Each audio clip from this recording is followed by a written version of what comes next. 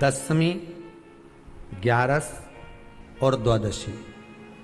दशमी, एकादशी और द्वादशी। एकादशी का व्रत, दशमी की रात्रि को जो आप भोजन करें वो सात्विक करें। एकादशी के दिन भोजन ना करें, अन्न का भाग ग्रहण ना करें। अन्न का भाग ग्रहण ना करें।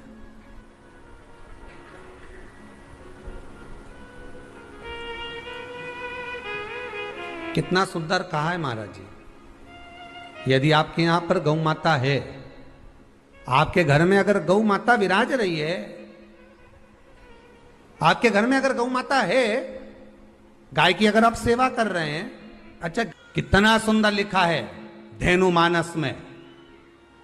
गीता प्रेस गोरखपुर की गौ अंक को निकालकर पढ़िए कल्याण का, उसमें लिखा है ब्रह्म मुहूर्त में सुबह के समय पर गाय की पूंछ को पकड़कर या गाय की रस्सी को पकड़कर जो 2 कदम भी चल लेता है, उसके लिए भगवान विष्णु बैकुंठ का मार्ग और कुबेर का मार्ग प्रशस्त कर कर खोल देता।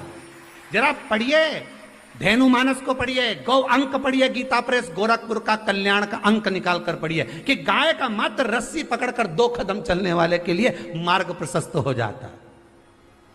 एकादशी के दिन अगर आपका व्रत है तो आप भूलवश भी डब्बे में रखी हुई रोटी गाय को ना देते हुए कुछ थोड़ा सा फल, फलहार, कोई केला, कोई सेब, जो आप खाते हो, अंगूर, पपीता, जो आप ग्रहण कर रहे हो, उसका थोड़ा सा भाग आप गाय को प्रदान करो। आप गाय को दीजिए।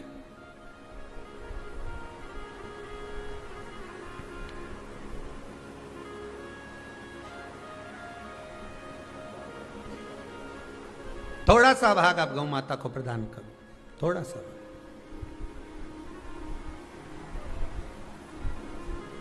सारे व्रतों में केवल एक व्रत ऐसा होता है एकादशी का, जिसका उद्यापन पहली एकादशी पर भी कर सकते हो। सारे उद्यापन में केवल एक उद्यापन ऐसा होता है, सारे व्रतों में एक व्रत का उद्यापन ऐसा होता है, वो है एकादशी का। ये जरूरी नहीं कि 26 पूरी होगी तभी तुम करोगे, या तो पहली में ही कर लो या फिर 26 पूरी हो तब कर। पर उद्यापन, अगर तुमको ऐसा लगे कि हाँ मैं अभी तो जीऊंगी हो, अभी तुम्हारा बाल भी धोला नहीं हुआ, तुमको ऐसा लगे तो अभी तो मैं तो बढ़िया, तो फिर भले मत करो। पर एकादशी का नियम कह रहा है, एकादशी का यहाँ 18 नियम में से एक नियम कह रहा है कि एकादशी का उद्यापन पहली एकादशी पर भी हो सकता है, पहली पर भी कर सकते,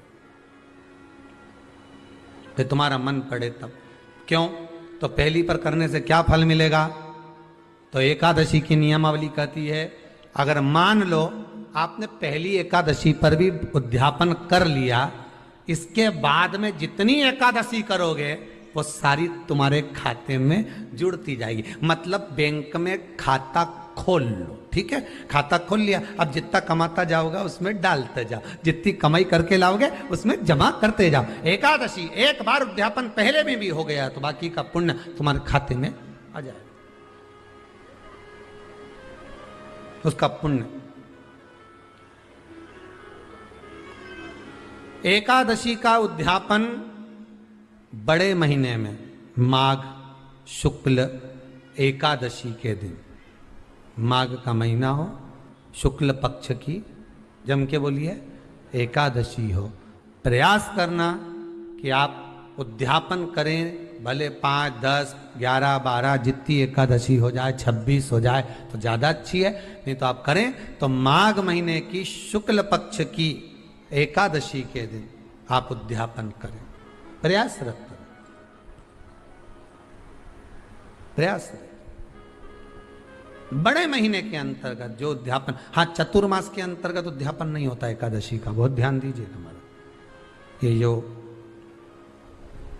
सावन भादो कुंवर कार्तिक जो 4 महीना होते हैं भगवान के शयन करने के, इसके अंतर्गत एकादशी का उद्यापन नहीं होता, और इसके अंतर्गत उद्यापन करना भी नहीं चाहिए एकादशी।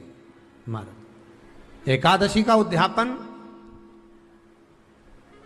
माघ महीने की शुक्ल पक्ष की एकादशी के दिन आप बहुत प्रेम से आनंद के साथ करिए महाराज। परंतु एकादशी के उद्यापन में सबसे ज्यादा अगर कुछ जरूरी होता है तो 24 तरह का नैवेद्य जरूरी होता है। कितने तरह का? 24 तरह का नैवेद्य। अब आप कहोगे गुरुजी उद्यापन हम कर रहे हैं एकादशी का, तो उसमें तो फलहार का हमें नैवेद्य बनाना चाहिए।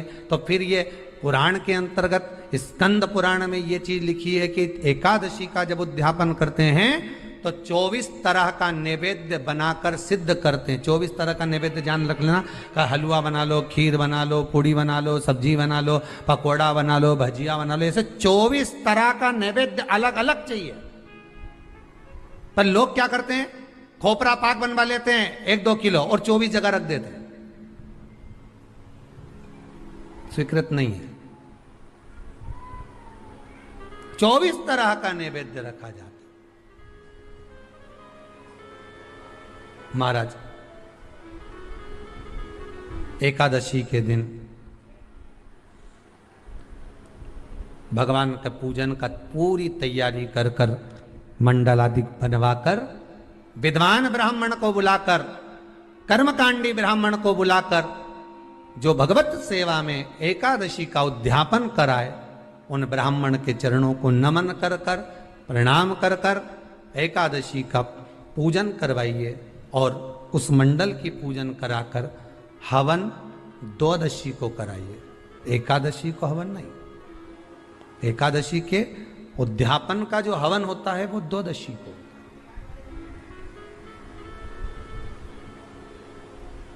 एकादशी का उद्यापन द्वादशी को बड़े प्रेम से आप खूब आनंद से हवन पूजन कराओ। पूजन कराने के बाद, हवन कराने के बाद 26 जोड़े ब्राह्मण ब्राह्मणी के बुलाकर भोजन कराकर उनको भाव से जो आप समर्पित कर सकते हो, जितनी आपकी सामर्थ्यता हो, उस सामर्थ्यता के अनुसार आप दान धर्म पुण्य करो, आप उन्हें प्रदान करो। और बन सके तो एकादशी की रात्रि को भी जागरण करें और द्वादशी के दिन जिस दिन हवन करें उसकी भी रात्रि को कुछ जागरण करें।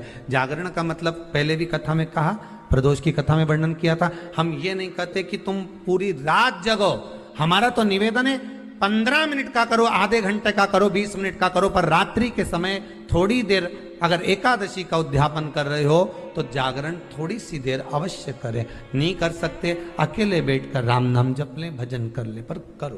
कि नारी के मुख से अगर एक बार निकल जाए कि मेरी जिंदगी तुमसे विवाह कर कर बेकार हो गई, उस समय नारी का साथित्व समाप्त हो जाता है। इसलिए माताओं आपसे निवेदन है, जिंदगी में सारी लड़ाई लड़ना, सब कुछ बोलना, पर अपने पति से यह मत कहना कि तुमसे विवाह कर कर मेरी जिंदगी बेकार हो गई। क्योंकि विवाह तुमने किया है पर भाग्य उसने लिखा है। भाग्य लिखने वाला वो है। और आपसे फिर निवेदन करूंगा, राम मंदिर जाओ, कृष्ण मंदिर जाओ, शिव मंदिर जाओ, भवानी के मंदिर जाओ, तुम्हारे 33 कोटि देवताओं के मंदिर चले जाओ, गणेश जी के मंदिर जाओ, तुम्हारी मर्जी पड़े उस देवता के मंदिर जाना, कोई तुम्हारा भाग्य नहीं बदल सकता। जो तुम्हारी किस्मत में लिखा है वो तुमको भोगना पड़ेगा। तो बदलेगा कौन? तो उसका भी प्रमाण हमारे यहां शिव महापुराण कहती है। एक पारो नाम की विधवा स्त्री थी।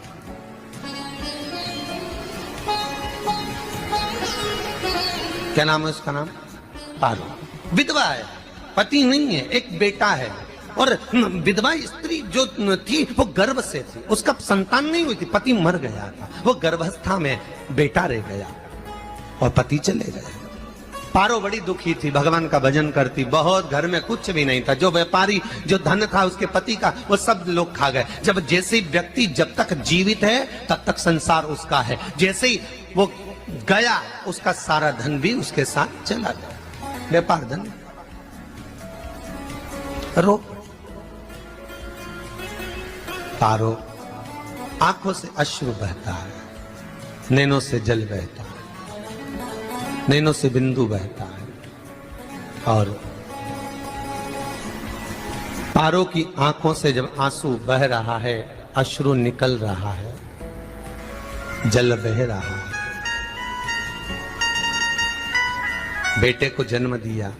उसने सोचा अपनी जिंदगी तो बेकार हो गई, पर बेटा जन्म लिया तो इसका नाम अच्छा रख दूं तो हो सकता है भाग्य आगे अच्छा हो। तो उसने उसका नाम भाग्य सिंह रख दिया। क्या नाम रखा? भाग्य सिंह। भाग्य अच्छा रहेगा इसका, तो हो सकता है कुछ अच्छा कर ले। पर बेटे की भी किस्मत इतनी प्रबल नहीं थी। माँ जगह जगह बर्तन मांझ कर काम कर कर बच्चे का पालन कर ली। बच्चा थोड़ा बड़ा हुआ। माँ मेरे सारे मित्र सेठ हैं, अब मेरा ही किस्मत, मेरा ही भाग्य ऐसा क्यों है? मेरी ही किस्मत ऐसी क्यों है? ऐसा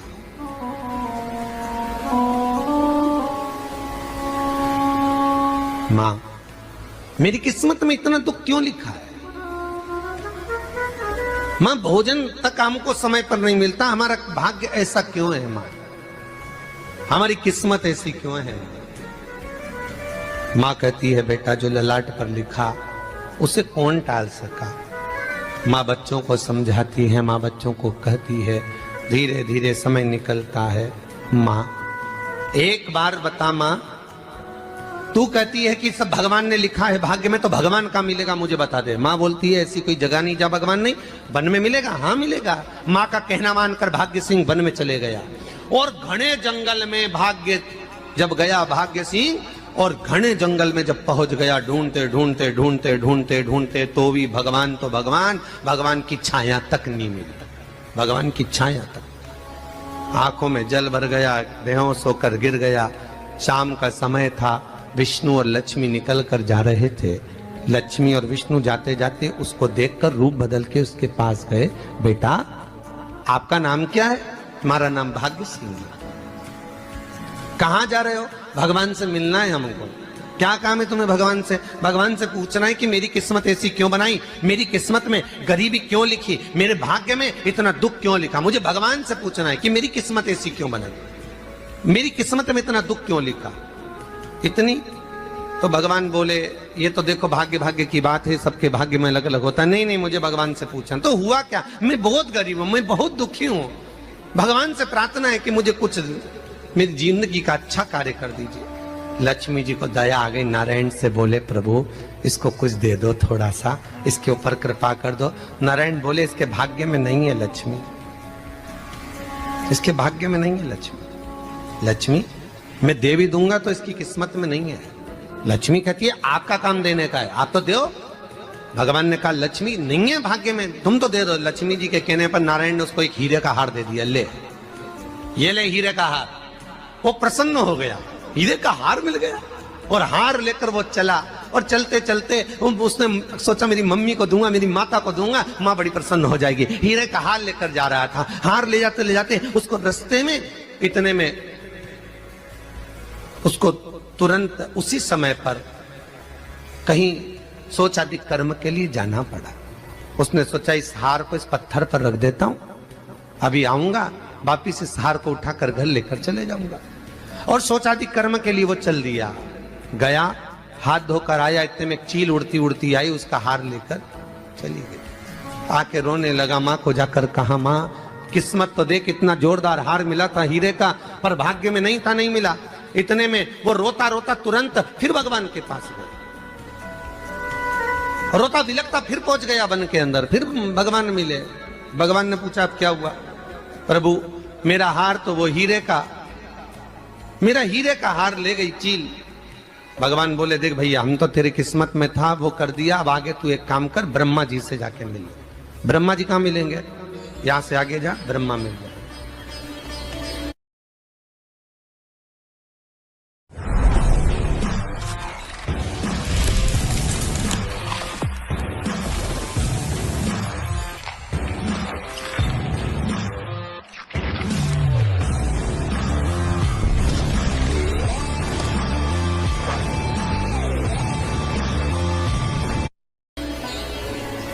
ब्रह्मा के पास गए। ब्रह्मा जी ने कहा क्या हुआ? ब्रह्मा जी मेरे भाग्य में गरीबी लिखी है, कुछ अच्छा कर दीजिए। ब्रह्मा जी कहते हैं तुम्हारा भाग्य में जो लिखा है वो तुम्हें भोगना पड़ेगा। नहीं नहीं, आप कृपा करो। लक्ष्मी जी ने नारायण से कहा इसको कुछ कृपा कर दो। तो भगवान ब्रह्मा जी ने कहा चलो इसका भाग्य बदलने के लिए एक हीरे की अंगूठी दे देता हूं। भगवान ने उसको हीरे की अंगूठी दे दी।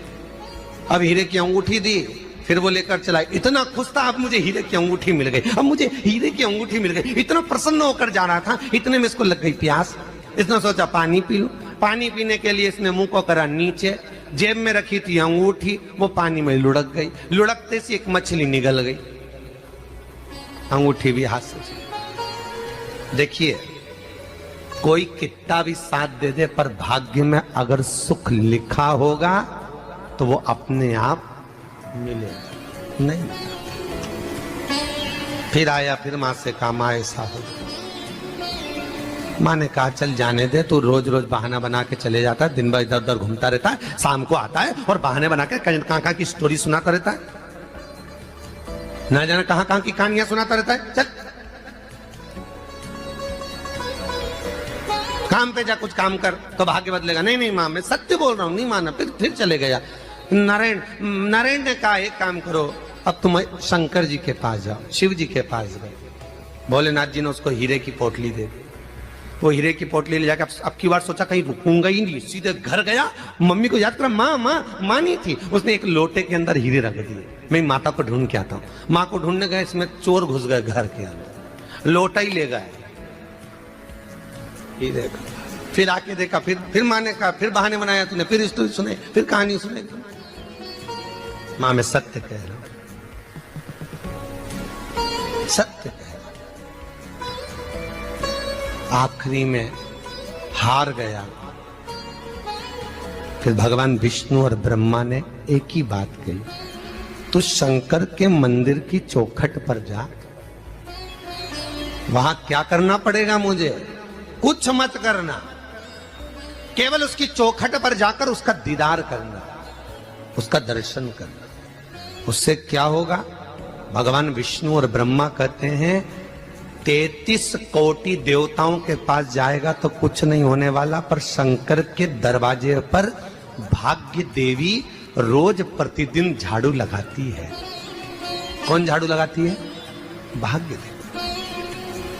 आपसे निवेदन है, बहुत सुंदर कथा है, इससे समझना कि विष्णु ब्रह्मा राम कृष्ण आदि 33 कोटि देवताओं के पास तुम चले जाओ, कोई तुम्हारा भाग्य नहीं बदल सकता।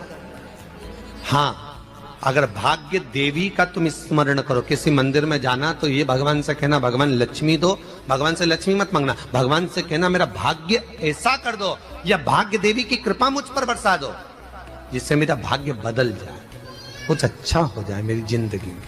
तो जाके शंकर के मंदिर के बाहर खड़े हो, भाग्य देवी मां झाड़ू लगाती है, भाग्य देवी उनकी चौखट पर बैठी रहती है।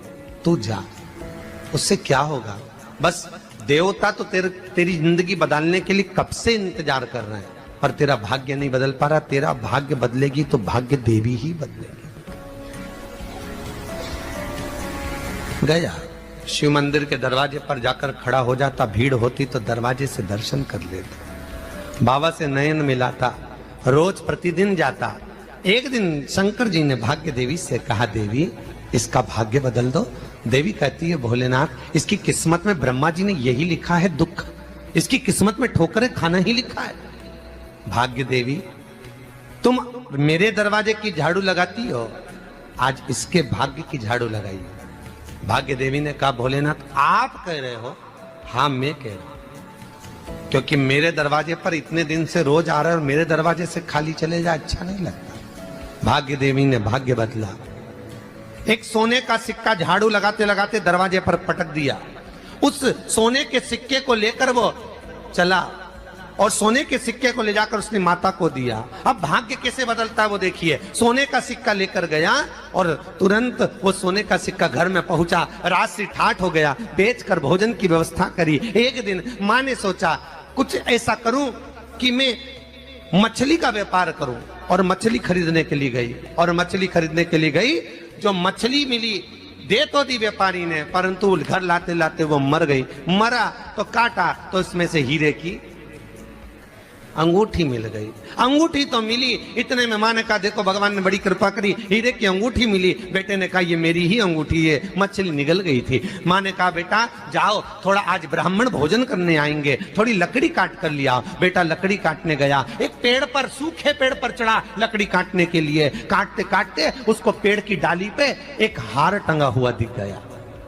वो हार वही था जो हीरे का चील लेकर गई थी। वो हार प्राप्त हो गया। आते आते रास्ते में प्यास लगी, सोचा कहीं एक आध बर्तन मिल जाए, पड़ा हुआ तो लोटा पड़ा हुआ मिल गया जिसमें हीरे पड़े हुए थे। जब भाग्य चलता है तो सारी रास्ते अपने आप खुलते खुलते खुलते खुलते चले जाते हैं। जब भाग्य नहीं चलता तो चाहे कोई हीरा दे दे, चाहे कोई सोना चांदी दे दे, चाहे कोई फैक्ट्री खुलवा के दे दे, तो भी कुछ दिन में ठप्प हो जाए।